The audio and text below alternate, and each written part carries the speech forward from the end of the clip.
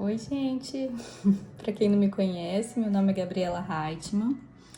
Eu sou formada em jornalismo, sou casada, tenho 3 filhos, estou grávida pela 4ª vez. Ainda não sei se é mais um menino para o time ou uma menininha. E, bom, o intuito desse vídeo aqui é tentar esclarecer um pouquinho qual que é a intenção do Clube Lumière, que eu e a Maíra estamos fazendo, né, convidando muitas amigas para participar. O intuito desse clube, na verdade, seria assim, mais um espaço para a gente conversar sobre assuntos profundos, né? Seria um espaço só para as mulheres, mas através dos filmes, né? Através da cultura e dos filmes que a gente tem disponível atualmente, enfim, ou até mesmo os clássicos, porque seria através dos filmes que a gente conseguiria enriquecer o nosso imaginário, né? Enfim, é mais um clube pra gente bater papo, sabe aquela coisa assim, eu quero conversar sobre outras coisas que não sejam só sobre coisas de criança, desenho de criança, enfim, né? A gente também se voltar um pouquinho pro nosso mundo feminino, o mundo da mulher, a nossa vida interior. Então, é esse o intuito do clube e, bom, espero que vocês gostem meio que dessa amostra do que a gente pode fazer, enfim. Então, o primeiro filme que a gente sugeriu foi o Vidas Passadas. Se eu não me engano, ele foi indicado ao Oscar no ano passado, 2024. E assim, pessoalmente, eu achei ele um filme muito sensível, muito bonito e muito delicado, né? A princípio, ele parece ser uma comédia romântica, assim, né? Mas ele é muito profundo, a mensagem, assim, do filme, né? Quando eu assisti, depois eu assisti uma crítica que eu gostei muito, e aí eu fiz algumas anotações e eu quero compartilhar com vocês, né? Essas anotações pra gente poder pensar juntas, enfim. Então, assim, a ideia do filme, a ideia do Vidas Passadas é tipo de uma expressão coreana, porque assim, os personagens principais são coreanos, né? Tanto a mulher como o homem. Então, a mensagem do Vidas Passadas seria uma expressão coreana, Lee Jung, que significa mesmo assim, destino, providência, enfim, e que vem do budismo, né? É mais ou menos a ideia, assim, do que a gente aqui no Ocidente fala de alma gêmea, né? Tipo assim, mas esse é o pano de fundo do filme. Isso nem é o tão mais importante, assim, né? Eu acho que é só mais uma desculpinha, assim, pra dar origem ao que o filme traz de bonito e de profundo, né? Independente de tudo isso, o filme, ele se trata de escolhas. Deixa eu ler aqui a anotação que eu fiz. Ó, independente dessa conversa, se tem ou não alma gêmea, se a gente acredita nisso ou não, o que faz o destino de fato é a escolha que você faz aqui e agora no presente. Vários e se, né? E se eu tivesse escolhido tal caminho e não outro? Tipo, todos esses e se's vão ficando para trás, né? É uma grande meditação sobre olhar para trás e ver uma vida que você poderia ter tido e não teve, seja pelo motivo que for. Então, assim, esse é o mote principal do filme, né? E aí, assim, tentando, tipo, eu vou ter que dar spoiler aqui, né? Se você ainda não assistiu o filme, enfim, eu vou ter que falar sobre o desenrolar da história, né? Porque esse é o intuito. O filme, ele acontece, então, de 12 em 12 anos, né? Ele se passa, assim, com essa quebra de tempo. E aí começa na infância das duas crianças, né? Eles têm 12 anos, estão ali na escola, na Coreia, e eles são muito amigos. É aquela coisinha de namorico de criança, assim, né? Com toda a inocência do mundo, mas os dois se gostam e e estão ali, só que a família da Nora, que é a personagem principal, a família dela, ela vai mudar de país, ela vai pra Toronto, acho que pro Canadá, e depois, quando ela é adulta, ela vai pra Nova York. Então, assim, ela chega e fala isso pro amigo dela, né, pro Rai. E aí tem uma cena muito simbólica, assim, no filme, que depois que ela anuncia que ela vai sair da Coreia, os dois estão num caminho, e aí tem uma bifurcação, né? A Nora, ela sobe uma escada colorida, e o Rai, ele segue por um caminho cinzento. Então, simbolicamente, é muito significativa essa imagem, né? Porque é mais ou menos isso que vai acontecer mesmo, assim, na vida dos dois, né? Ela vai por um caminho onde ela tem o sonho de ser escritora, né? Mesmo criança, assim, ela já tem essa veia mais artística, né? E aí ela vai se aculturar, enfim, em outro país, não deixando de ser coreana, mas agregando na vida dela uma outra cultura, né? Enquanto o Rai continua num caminho cinzento, assim, que é um caminho previsível, onde ele vai continuar na Coreia, vai crescer, vai estudar engenharia, vai querer fazer mandarim, enfim, mantém-se na cultura em que nasceu, né? E aí, enfim, isso é uma cena muito simbólica do filme. Aí passam-se 12 anos, né? Passam-se 12 anos, tal, ela já tá toda nova-iorquina, assim, né? Ele jovem, fez a engenharia, tá fazendo, né? Enfim, tá cursando ainda, eles estão ainda nessa fase de faculdade. E aí eles se encontram virtualmente, né? E aí essa aproximação virtual acontece novamente, eles começam a se falar todos os dias e tal.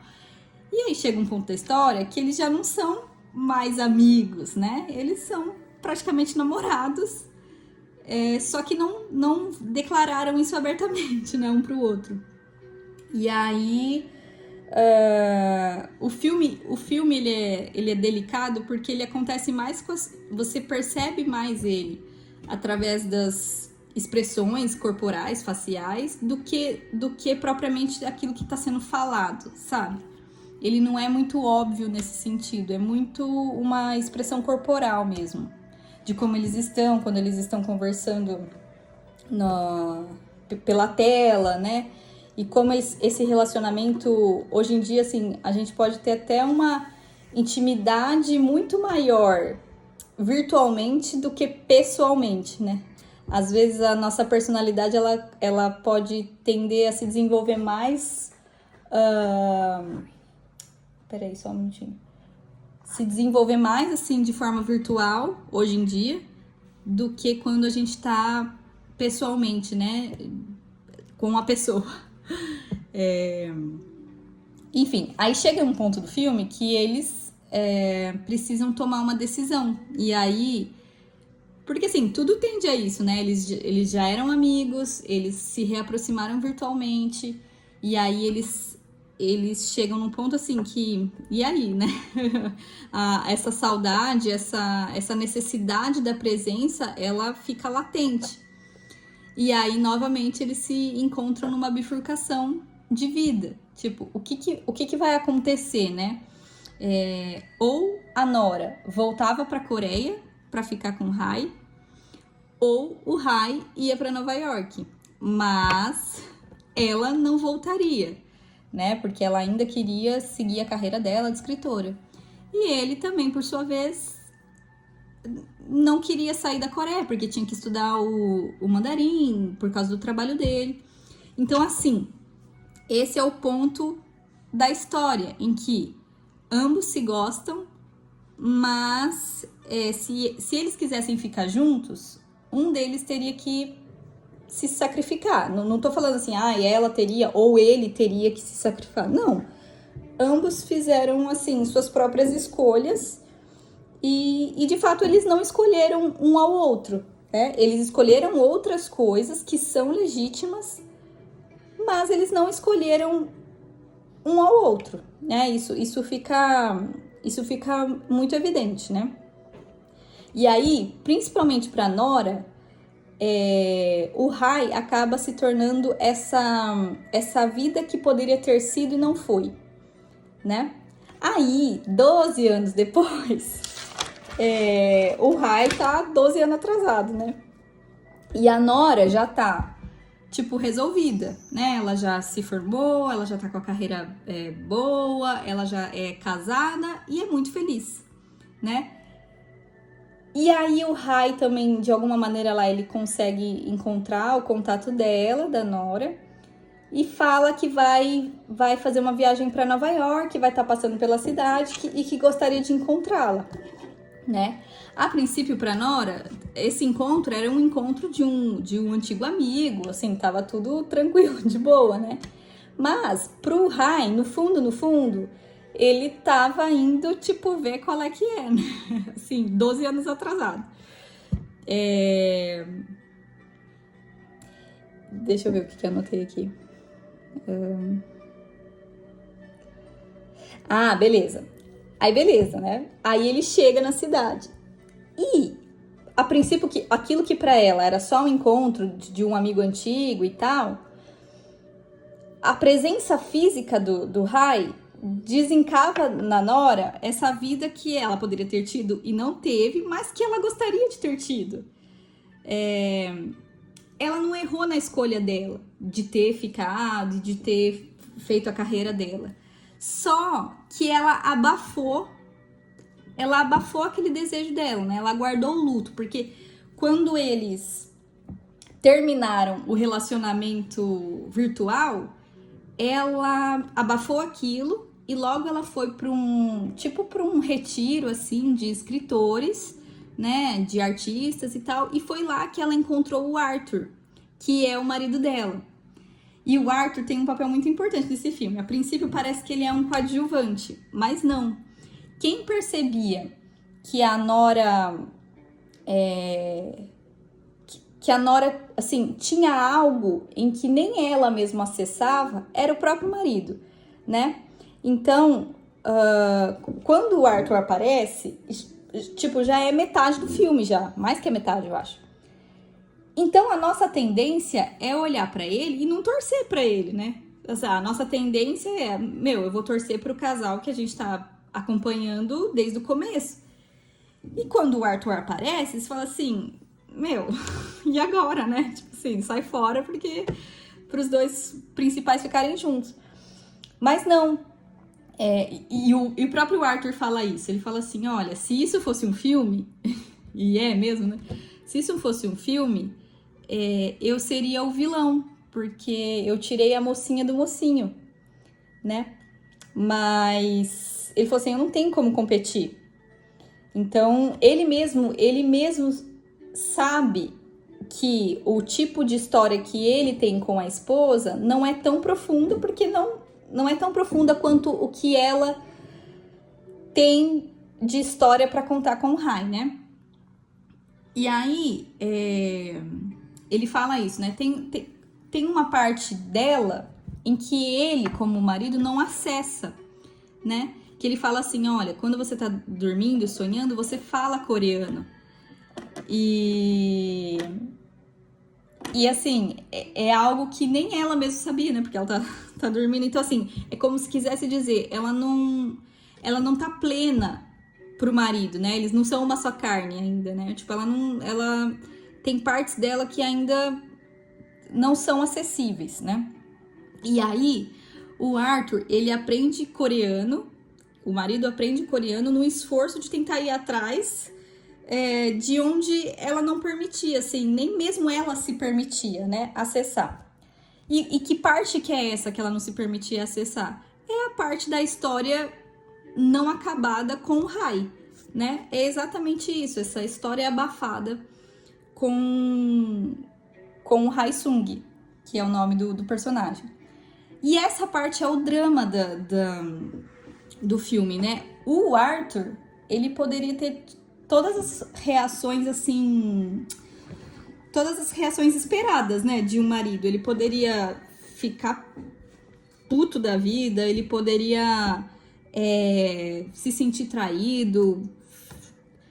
Ele poderia, tipo assim, chutar o balde, sabe? Mas não. A reação dele, ele fica numa agonia, né, grande como esposo, porque ele ama a Nora, mas fica desconfortável, mas ele não se intromete. Ele conversa muito com... Eles têm um diálogo muito legal. Né? Ele não se intromete. Então, assim, quando ele sabe, quando ele recebe a notícia de que o cara vai vir fazer uma visita pra ela, e esse cara é o cara em que ela...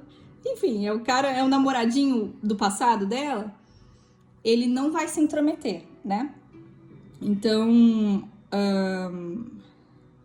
tanto que tem uma cena que eu acho que é a cena do começo, que eles estão num bar, assim, né? Aí tá o Arthur, o marido, assim, meio de... A Nora tá de costas pra ele, ela tá um pouquinho de frente pro Rai, tá desconfortável, assim.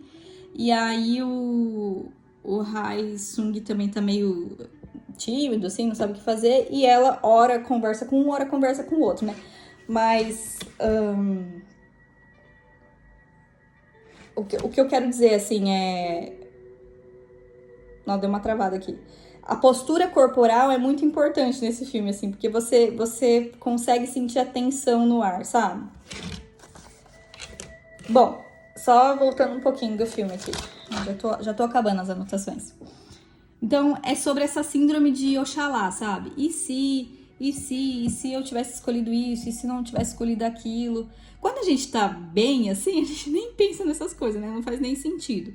Mas no filme é como se fosse uma meditação inescapável. Por quê? Porque como ela tinha abafado isso, é como se a vida trouxesse de volta para ela, assim, num rompante, essa vida que ela poderia ter tido e que ela queria ter, né? Deixa eu ler certinho aqui a anotação que eu fiz. É uma meditação inescapável e você tem que chorar por aquilo que não viveu, mas que você queria. E que talvez, isso que é o mais interessante, talvez aquilo que você quisesse nem fosse tão bom quanto o que você vive hoje. Mas, tipo, que ficou ali, né? Aquela possibilidade. E que isso, de alguma forma, isso precisa ser confessado, né? Isso, de alguma forma, precisa ser exorcizado. Não adianta a gente tentar abafar. Porque uma hora ou outra, essas coisas, elas vêm à tona, né? E aí entra um pouquinho da nossa reflexão de vida. Não só de... Como fala? Escolhas amorosas, vamos falar assim. Mas qualquer escolha, né? Qualquer escolha. Se a gente escolhe uma coisa, outra coisa foi deixada de lado, né? Então a gente tem que ter isso, né? Nossas escolhas têm consequências. É o clichê mais real, assim, né? Se você escolher outra opção foi deixada de lado. Não tem como, né? Beleza, aí o filme se desenrola, né? E aí chega a parte, assim, passa... Eu acho que ele ia ficar na cidade uns 2 dias, né? E é nesse período de 2 dias que esse drama acontece, né? Essa agonia. E aí? O que vai acontecer? Só que chega ao final, a cena é muito bonita, assim, né? O Arthur, ele fica numa escadinha lá, que é a casa deles, e a Nora e o Rai vão andando até pra esperar o Uber, né? Ele tá esperando o Uber, assim. E aí, mais uma vez, né, a expressão corporal. De alguma forma, no final, você vê que eles estão muito próximos um do outro, mas não suficiente, sabe? É muito legal, assim, essa sutileza. Só que a postura corporal da Nora era do tipo... Sabe quando você, assim, meu... Se ele me beijar, eu não vou resistir? Meio que ela queria aquilo de alguma maneira, assim, E aí? Só que ele, o Rai, muito respeitosamente, não não faz isso, né? Porque ele viu que ele tá, tipo, 12 anos atrasado, sabe? Ele também tem que lidar com a não escolha dele, né, por ela. Do tipo, perdeu, né? Perdeu, você chegou muito tarde. E aí ele não faz isso, e ele é muito tímido também, enfim. Mas não é uma história, não é um trisal, entendeu? Deus me livre. Não é um trisal, não é uma história de traição, mas é uma história de escolha. E nessa história de escolha, olha, isso pra mim foi um plot, assim, né? É um ponto muito importante. Nessa história de escolha, a única pessoa que faz uma escolha por outra é o Arthur. Porque se você coloca ele, se você não coloca ele como coadjuvante, mas introduz ele na história, o Arthur, ele foi o único que escolheu uma pessoa. Por quê? Ele foi aprender coreano, que é o equivalente dele ter ido até a Coreia atrás dela, né? Atrás da Nora. Ele foi o único que realmente escolheu alguém. Por quê? Porque a Nora escolheu uma carreira. E dentro dessa carreira, ela conheceu o Arthur. Beleza? O Arthur foi uma consequência da primeira escolha dela. E o Rai, embora gostasse, né? Quisesse a Nora, ele ficou na Coreia, né? Não saiu de lá. Então aí é muito bonito, né? Porque daí chega o Uber, o Rai vai embora pra sempre. E no retorno, quando ela tá retornando esse caminho de volta, ela chora. Ela chora muito, ela chora amargamente por aquilo, né? E aí ela chora por essa vida que poderia ter sido e não foi, que talvez ela quisesse muito. E aí ela chora e ela chega até o portão onde tá sentado o marido. Então, assim, nesse momento é que a gente é mulher, né? Mas se coloca no lugar do marido, né? Você tá vendo a pessoa que você ama chorar por outra, né? Chorar por aquilo que poderia ter sido. Ela tá chorando por essa vida. E aí, mais uma vez, ele poderia chutar o balde, largar tudo. Não, beleza, vamos acabar com tudo. Ah, é ele que você quer, então corre atrás dele. Não, poderia fazer um monte de coisa. Poderia ter tido todas as reações mais... como fala? Mais viscerais possíveis, né? Mais passionais possíveis. Mas não. Ele, mais uma vez, ele faz a escolha, a reafirmação de amá-la. O que ele faz? Ele levanta, ele abre os braços e a consola. Isso é muito bonito. Isso é muito bonito. Porque ele acolhe aquilo que ela abafou durante tanto tempo e que nem ela queria tocar, né? Então, esse acolhimento é como se ela se desarmasse mesmo. Agora sim, ela tá plena diante do Arthur. Todas as faces dela, né? Tudo aquilo que ela é, todas as dores dela, todos os anseios dela, ela tá plena diante dele e ele a acolheu, né? Não tô falando que em nenhum momento ela também possa ter feito isso com o marido, né? Ela também é uma boa esposa. Mas o que o filme mostra é isso, em que nesse drama, nessa agonia, o Arthur mesmo estava ciente de que eles se amam e que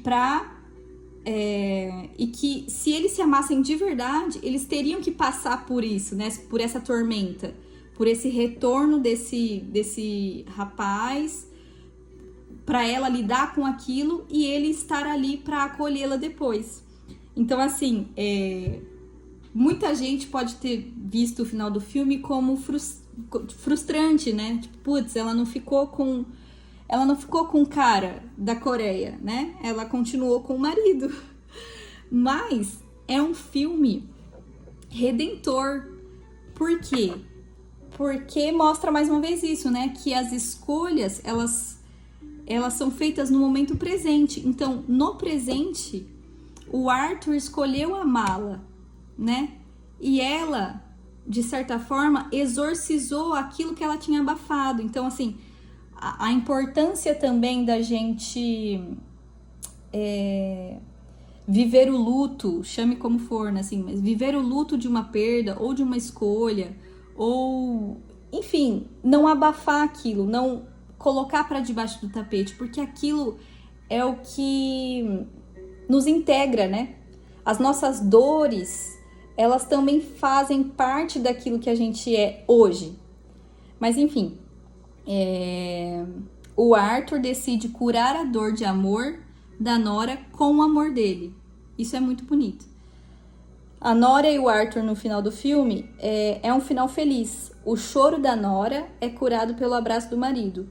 Agora eles não têm mais nenhuma porta fechada. Então, assim, fechou-se o ciclo, né? Fechou-se o ciclo da história em que a Nora tinha em aberto ainda com o Rai. Fechou esse ciclo. E agora ela retoma esse ciclo tão bonito que é o casamento dela com o Arthur. Que era um casamento ótimo, feliz mesmo. E agora, depois passada a tormenta, eles podem juntos vivenciar mais a plenitude do casal, assim. Então, é isso, assim, é um baita filme, muito sensível, muito bonito, que vale a pena ser assistido e que desperta na gente esse tipo de reflexão, né?